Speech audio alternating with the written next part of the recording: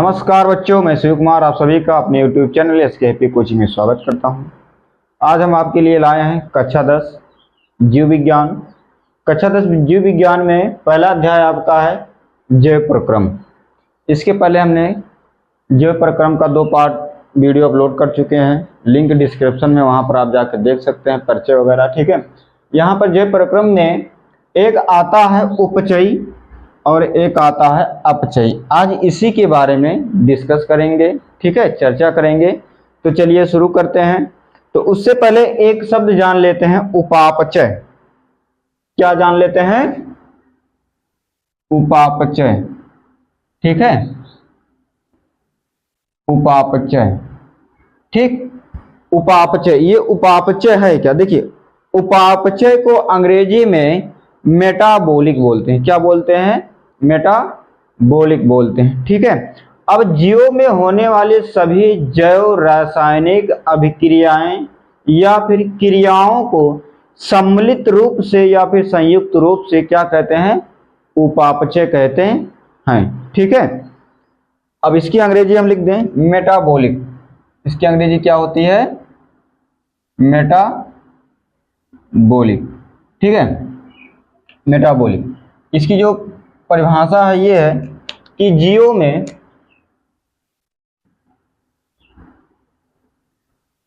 आप लोग भी साथ में लिखते रहिए। ठीक है, लिखते रहिए फ्रेंड्स, लिखते रहिए।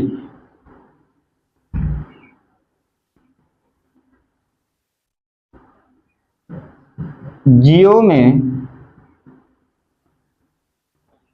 होने वाली, ठीक है, जीवों में होने वाली सभी जैव रासायनिक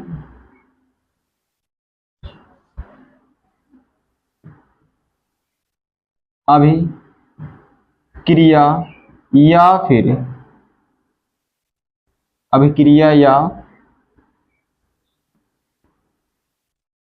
क्रियाओं को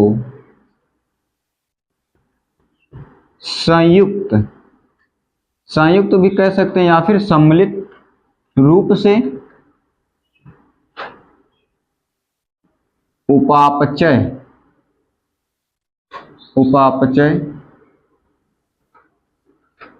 कहते हैं। ठीक है, क्या कहते हैं? उपापचय कहते हैं। एक बार फिर से देख लीजिए कि जीवों में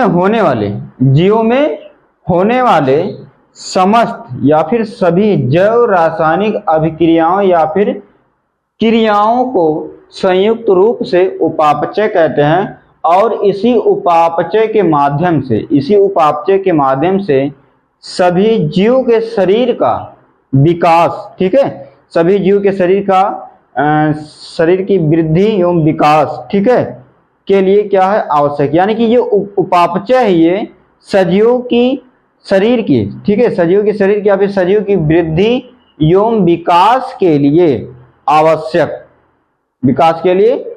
इसके अलावा यही नहीं, प्रजनन तथा अनुकूलन के लिए भी आवश्यक है। अब ये जो उपापचय है, इसका क्या काम होता है? उपापचय का क्या काम होता है? ठीक है, अगर हम इसका कार्य बताएं, ठीक है, कार्य की बात करें, कार्य, ठीक है, वर्क की अगर हम बात करें तो ये जीवों की वृद्धि, ठीक है, जीवों की वृद्धि कामा विकास कामा जनन, ठीक है, इसके जनन और जनन, देखिए जनन कहिए या फिर, ठीक है, प्रजनन कहिए। क्या कहिए? प्रजनन कहिए। ठीक है, तथा प्रजनन तथा या फिर अनुकूलन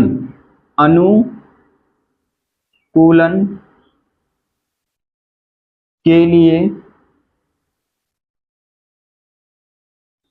आवश्यक, ठीक है, आवश्यक है। इतना क्लियर हुआ। अब एक बार फिर से चलते हैं। देखिए मेटाबॉलिक यानी कि उपापचय, ये बहुत ही महत्वपूर्ण, ठीक है, शब्द है। इसके बारे में बहुत ही ध्यान पूर्वक से पढ़ना पड़ेगा क्योंकि ये बार बार मिलता रहेगा, ठीक है। अब देखिए उपापचय, उपापचय को अंग्रेजी में क्या कहते हैं? मेटाबॉलिक कहते हैं, ठीक है। अब जीवों के शरीर में होने वाले सभी जैव रासायनिक अभिक्रियाओं, अब देखिए जैव रासायनिक अभिक्रियाओं का मतलब ये हो गया, ठीक है, जैसे हम सब क्या करते हैं? खाना खाते हैं, उसका डाइजेशन अर्थात पाचन होता है, ठीक है, पाचन होता है, फिर उसका कुछ बेकार पदार्थ बनते हैं, उसका क्या होता है? उत्सर्जन होता है। इस प्रकार से हमारा पालन पोषण चलता है। या फिर हम सांस लेते हैं, ऑक्सीजन को ग्रहण करते हैं और सांस के माध्यम से फिर जब बाहर सांस छोड़ते हैं तो क्या छोड़ते हैं? कार्बन डाइऑक्साइड छोड़ते हैं। तो यानी कि जैव का मतलब जीव, और रासायनिक क्या होता है? रासायनिक, यानी कि जो हम सब खाते हैं वो क्या होता है? उसमें रसायन होता है। क्या होता है? रसायन होता है, ठीक है। अब जैसे रसायन का मतलब ये हो गया, जैसे ऑक्सीजन रसायन विज्ञान के अंतर्गत पढ़ा जाता है। ऑक्सीजन जो आता है आपका रसायन विज्ञान के अंतर्गत पढ़ा जाता है कि नहीं पढ़ा जाता है? तो अगर अब सोचिए कि O2 ऑक्सीजन, ऑक्सीजन को, ऑक्सीजन गया कहां गया? शरीर में गया, ऑक्सीजन शरीर में गया, लेकिन अब बाहर क्या निकल रहा है? कार्बन डाइऑक्साइड निकल रहा है। अच्छा अब सोचिए कि गया था ऑक्सीजन, सांस लिया, ऑक्सीजन गया, लेकिन बाहर क्या निकल रहा है? कार्बन डाइऑक्साइड निकल रहा है। तो इसका अर्थ क्या हुआ कि अंदर कुछ ना कुछ क्या हुआ? रासायनिक अभिक्रिया हुआ। तो हम सब जीव है ना, तो यानी कि हम सब जो जीव हैं, यानी कि जीव के शरीर में, ठीक है, जीव के शरीर में या फिर जीव में होने वाले सभी जैव रासायनिक, ठीक है, जीव के शरीर में होने वाले जैव रासायनिक, ठीक है, रासायनिक अभिक्रिया या क्रियाओं को संयुक्त रूप से क्या कहते हैं? उपापचय कहते हैं। और इसी उपापचय के माध्यम से, उपापचय के माध्यम से, ठीक है, उपापचय के माध्यम से जीवों की वृद्धि, ठीक है, जीवों की वृद्धि, विकास, अभी लिख लीजिएगा, जीवों की वृद्धि, विकास, जनन या प्रजनन व फिर अनुकूलन के लिए आवश्यक है, ठीक है। अब देखिए यहां पर दिया गया वृद्धि, विकास, जनन या प्रजनन, अनुकूलन, ठीक है। इसके बारे में डिस्कस होगा, चर्चा होगा, अलग से चर्चा होगा, ठीक है। अभी हमको किसके बारे में जानना है? उपापचय के बारे में। अब यही जो उपापचय है ये दो प्रकार से, इसके अंतर्गत दो, ठीक है, खंड आते हैं। उपापचय के अंतर्गत दो खंड आते हैं, ठीक है। अब जैसे हम बात करें उपापचय,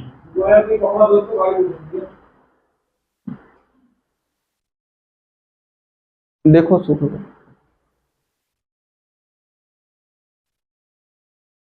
अब ये जैव रासायनिक अभिक्रिया, ठीक है। अब जीवों के शरीर में जैव रासायनिक अभिक्रिया दो प्रकार की होती है। कितने प्रकार की होती है? दो प्रकार की होती है, ठीक है। ये जीवों में, यानी कि अब यही जो जैव रासायनिक अभिक्रिया है, जो आपका जैव रासायनिक अभिक्रिया, अभिक्रिया, ठीक है, कितने प्रकार का होता है? दो प्रकार का होता है, दो प्रकार का होता है, ठीक है। अब दो प्रकार का होता है। चलिए यहाँ पे देखिए, अब यहाँ पर हम थोड़ा सा चर्चा कर दें अलग से।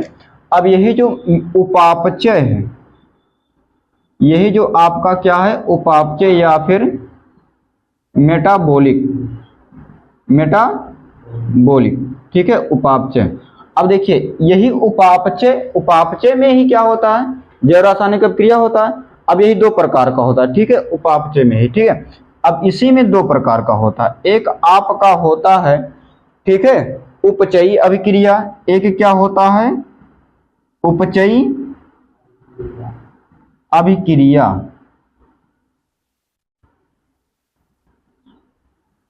और एक होता है अपचयी, अपचयी, ठीक है, अभिक्रिया, अपचयी अभिक्रिया होता है, ठीक है, अपचयी अभिक्रिया, अभिक्रिया, ठीक है। अब देखिए उपचयी अभिक्रिया को एनाबोलिक रिएक्शन बोलते हैं, अपचयी, ठीक है, अपचयी, ये जो अपचयी अभिक्रिया है इसको क्या बोलते हैं, एनाबोलिक, क्या बोलते हैं, एनाबोलिक रिएक्शन, एनाबोलिक रिएक्शन बोलते हैं, ठीक है। और जो आपका अपचयी अभिक्रिया है, जो आपका अपचयी अभिक्रिया है इसको बोलते हैं, ठीक है, catabolic, catabolic reaction, catabolic reaction बोलते हैं। अब ये दोनों रिएक्शन, ठीक है, यानी कि अपचयी अभिक्रिया और उपचयी अभिक्रिया, अपचयी और उपचयी अभिक्रिया का दोनों ही कॉम्बिनेशन क्या होता है, उपापचय होता है। तो कभी कभी थोड़ा सा कंफ्यूजन हो जाता है कि उपापचय क्या होता है, उपचयी क्या होता है, अपचयी क्या होता है, क्यों, क्योंकि तीनों शब्द लगभग एकदम मिलता जुलता है, मिलता जुलता है कि नहीं, एकदम से मिलता जुलता है, तो इसलिए थोड़ा सा कंफ्यूजन होता है। तो इसको दूर करने के लिए देखिए, अब ये जो अपचयी, ठीक है, और उपचयी अभिक्रिया ये दोनों किसके रूप हैं, ठीक है, किसके खंड है, उपापचय के, ठीक है। अब देखिए इसी उपापचय यानी कि मेटाबोलिक के ही है। अब यहां पर बात यह है कि देखिए जैव रासायनिक अभिक्रिया, जैव रासायनिक अभिक्रिया, तो जैव रासायनिक अभिक्रिया यानी कि जितने भी प्रोसेस हैं, जितने भी प्रोसेस हैं ये सब किसके अंतर्गत आते हैं, इसके अंतर्गत आते हैं, ठीक है। लेकिन अब उसी को दो प्रकार से पढ़ा जाता है, कितने प्रकार से पढ़ा जाता है, दो प्रकार से पढ़ा जाता है। एक अपचयी अभिक्रिया यानी कि एनाबोलिक रिएक्शन, ठीक है, और एक अपचयी अभिक्रिया कैटाबोलिक रिएक्शन, ठीक है। अब इसमें एक एक के बारे में थोड़ा सा डिटेल से जानेंगे, ठीक। अब यहां पर देखिए, चलिए यहां पर ले लेते हैं पहला, ठीक है, अपचयी अभिक्रिया, चलिए यहां पर ले लेते हैं अपचयी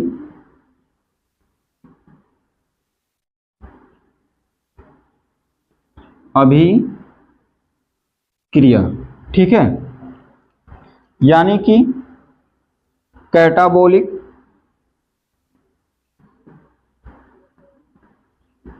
कैटाबोलिक रिएक्शन, कैटाबोलिक रिएक्शन, ठीक। अब यहां पर ध्यान से समझिएगा, यहां पर जो है कुछ कठिन शब्द मिलने वाले हैं जिसके बारे में अलग से चर्चा होगा, क्योंकि अगर इसमें चर्चा करेंगे तो बहुत बड़ा हो जाएगा, ठीक है। अब इसमें यह है कि इसमें जटिल कार्बनिक अणु, जटिल कार्बनिक अणु सरल अणुओं में टूट जाते हैं, किसमें, ठीक है, यानी कि ये जो आपका अपचयी अभिक्रिया है, ठीक है, इन क्रियाओं में, अपचयी वाले में अगर हम बताएं, इन क्रियाओं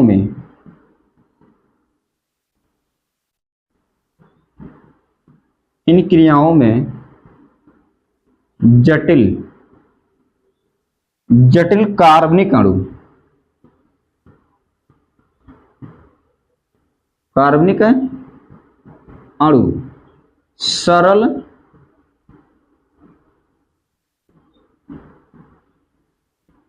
अणुओं में, ठीक है, अणुओं में टूट जाते हैं, टूट जाते हैं। यानी कि अगर हम बात करें कि शरीर के अंदर जब अपचयी अभिक्रिया होती है, ठीक है, शरीर के अंदर जब अपचयी अभिक्रिया होती है तो उस अभिक्रिया में जो हम जटिल कार्बनिक अणु ग्रहण करते हैं ना, तो वो अंदर जा करके सरल कार्बनिक अणुओं में टूट जाते हैं। किसमें टूट जाते हैं, सरल कार्बनिक अणुओं में टूट जाते हैं। और इसके अंतर्गत दो प्रक्रियाएं आती हैं, इसके अंतर्गत कितने प्रक्रियाएं आती हैं, दो प्रक्रियाएं आती हैं। जैसे अगर एग्जाम्पल बात करें, ठीक है, एग्जाम्पल के लिए यहां पर जो पाचन होता है शरीर में, क्या होता है, पाचन और श्वसन, पाचन और श्वसन, ठीक है, पाचन और श्वसन, ठीक, पाचन और श्वसन आदि। अब देखिए आदि, अच्छा अब देखिए जो हमारे शरीर में पाचन की क्रिया होती है, तो पाचन की क्रिया कैसी क्रिया है, अपचयी क्रिया, ठीक, पाचन की क्रिया कैसे क्रिया है, अपचयी क्रिया है। क्यों? क्योंकि देखिए हम भोजन ग्रहण करते हैं, तो भोजन जब ग्रहण करते हैं तो भोजन ग्रहण करते जब हम ग्रहण करते हैं तो भोजन के साथ हमारे शरीर में बहुत सारे कार्बनिक यौगिक जाते हैं। जैसे प्रोटीन हो गया, क्या हो गया, प्रोटीन हो गया, कार्बोहाइड्रेट्स हो गया, वसा यानी कि फैट्स हो गया, ये सब शरीर के अंदर जाते हैं कि नहीं जाते हैं भोजन के साथ में। क्योंकि प्रोटीन, कार्बोहाइड्रेट, जैसे फल वगैरह में कार्बोहाइड्रेट, जैसे आपने सेब खाया, सेब में क्या मिलता है, कार्बोहाइड्रेट मिल गया, मीठा है, मीठे पदार्थों में कार्बोहाइड्रेट की मात्रा पाई जाती है, ठीक है, जान लीजिए, ठीक है, कार्बोहाइड्रेट। अब जान लीजिए कि अगर आप लोग मीठा खा रहे हैं, मीठा फल खा रहे हैं या सब्जी खा रहे हैं, तो उसमें प्रोटीन, कार्बोहाइड्रेट या फैट की मात्रा तो मिलना है, ठीक। अब जब वो शरीर में जाएगा, शरीर में जाएगा, उसका क्या होगा, पाचन होगा, क्या होगा, उसका पाचन होगा। लेकिन जो भोजन आप ग्रहण कर रहे हैं, उसी भोजन में जो प्रोटीन साथ में जा रहा है, प्रोटीन एक जटिल कार्बनिक अणु होता है। क्या होता है, प्रोटीन एक जटिल कार्बनिक अणु है, तो होता है, और प्रोटीन ही सबसे ज्यादा जटिल कार्बनिक अणु है। अगर सबसे ज्यादा जटिल कार्बनिक अणु की बात किया जाए तो क्या चीज होता है, वो प्रोटीन होता है। क्या होता है, प्रोटीन होता है, ठीक है। तो जब प्रोटीन अंदर जाएगा, ठीक है, अब मान लीजिए यहां पर आपने जैसे आपने भोजन किया, ठीक है, भोजन किया, अब भोजन कहाँ गया, आपके शरीर में गया, शरीर में गया कि नहीं गया, शरीर में गया, ठीक। अब शरीर में जाएगा तो शरीर में कहाँ में जाएगा, पेट में, क्या पे जाएगा, पेट में जाएगा भोजन, ठीक है, पेट में जाएगा।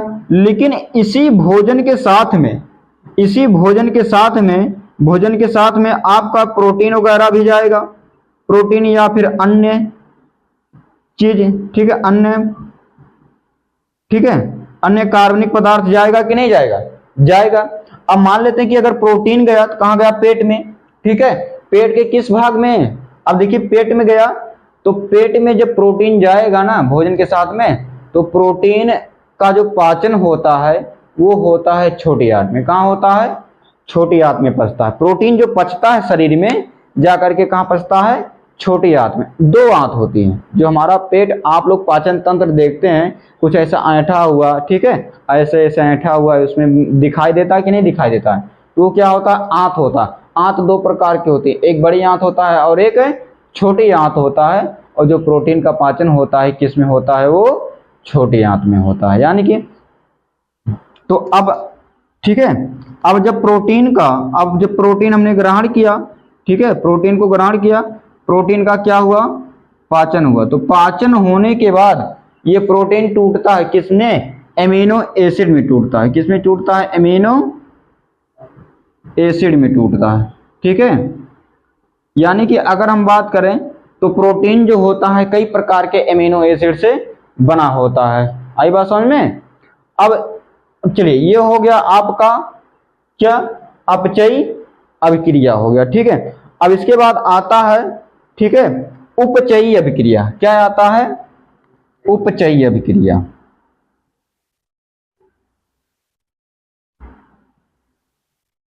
उपचयी अभिक्रिया, ठीक। उपचयी अभिक्रिया को अंग्रेजी में क्या बोलते हैं,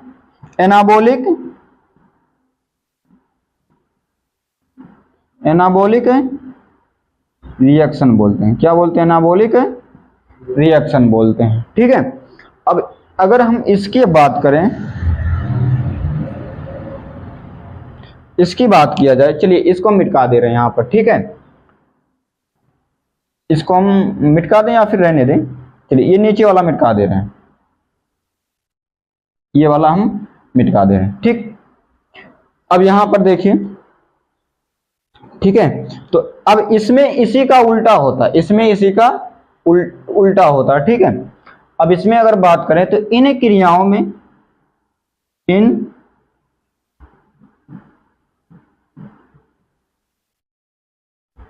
क्रियाओं में, ठीक है, सरल कार्बनिक अणु, सरल कार्बनिक अणु, ठीक है, इसमें जो होता है सरल कार्बनिक अणु, ठीक है, से सरल कार्बनिक अणुओं से,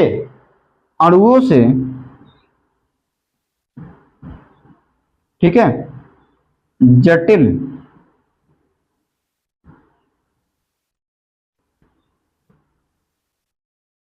कार्बनिक अणु, ठीक है, या फिर अणुओं कह सकते हैं कार्बनिक, ठीक है,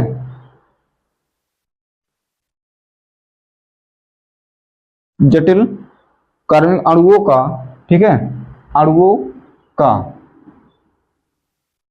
अणुओं का संश्लेषण होता है।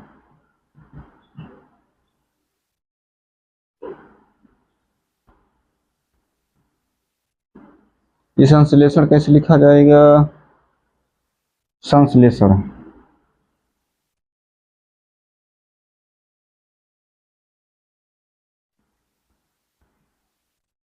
होता है। अब इसमें जो आता है, ठीक है, एग्जाम्पल में अगर हम बात करें तो जैसे इसमें आता है प्रकाश संश्लेषण, प्रकाश, ठीक है,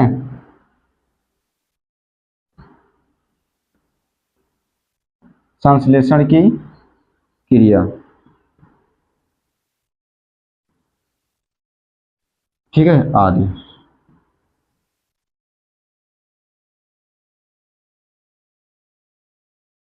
आया समझ बाबू इतना। अब देखिए प्रकाश संश्लेषण की क्रिया, बाबू सोने आए हो यहाँ पे, कि पढ़ने आए हो? पूरी जिंदगी तो सोना है, ठीक है। अब देखिए जो अपचयी क्रिया है, अपचयी अभिक्रिया में सरल कार्बनिक अणु से, ठीक है, जटिल कार्बनिक अणु का संश्लेषण होता है। यानी कि ऐसे अगर हम कह दें कि छोटे छोटे कार्बनिक अणुओं से मिल करके बड़े कार्बनिक अणु का निर्माण होता है। उसमें क्या था, इसमें उसका उल्टा था कि बड़े कार्बनिक अणुओं से छोटे कार्बनिक अणुओं का निर्माण हो रहा है, यानी कि अलग हो रहा था बड़ा कार्बनिक अणु। इसमें ये ठीक है, इसमें एग्जाम्पल के लिए अगर हम बात करें तो जैसे ये प्रकाश संश्लेषण की क्रिया इसमें होता है। अब इसमें देखिए अगर कोई पौधा है तो वो अपना भोजन कैसे बनाता है, प्रकाश संश्लेषण की क्रिया द्वारा बनाता है, ठीक है। तो इसमें अगर समझना चाहो समझ सकते हो कि यहाँ पर देखिए जैसे जो पौधे होते हैं वो वायुमंडल से कार्बन डाइऑक्साइड लेते हैं। क्या लेते हैं? कार्बन डाइऑक्साइड लेते हैं, यानी कि CO2 लेते हैं, प्लस जमीन से क्या लेते हैं, H2O लेते हैं, ठीक है। अब इसके बाद सूर्य के प्रकाश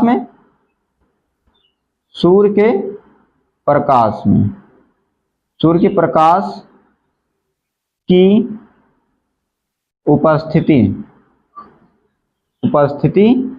में, सूर्य के प्रकाश की उपस्थिति में और पर्णहरिम की उपस्थिति में, पर्णहरिम जानते हो ना आप लोग, पर्णहरिम को ही हिंदी में कहते, ये हिंदी शब्द है पर्णहरिम, या जिसको हरित लवक बोला, हरित लवक या फिर पर्णहरिम, या फिर अंग्रेजी में क्लोरोफिल बोला जाता है कि क्लोरोफिल की उपस्थिति में पेड़ पौधे क्या करते हैं, अपना भोजन बनाते हैं, ठीक है। या पौधे हरे किसके कारण होते हैं, क्लोरोफिल के कारण ना, पौधे की पत्तियां हरी होती हैं उसके उपस्थिति में ये क्या करते हैं, अपना भोजन बनाते हैं। और इनका भोजन क्या होता है, ग्लूकोज C6H12O6 और उसके अलावा ऑक्सीजन गैस बनाते हैं। अच्छा, अब देखिए यहां पर ये सरल है कि नहीं है। अगर हम बात करें, यहां पर कार्बन की मात्रा कम है, लेकिन यहां पर कार्बन की मात्रा इधर ज्यादा हो गई ना, बना लिया। लेकिन इसको संतुलित कर दिया जाएगा तो कार्बन की मात्रा हर जगह क्या हो जाएगा, ठीक है, ज्यादा हो जाएगा, ठीक है। तो इस प्रकार से ये अभी संतुलित नहीं है समीकरण।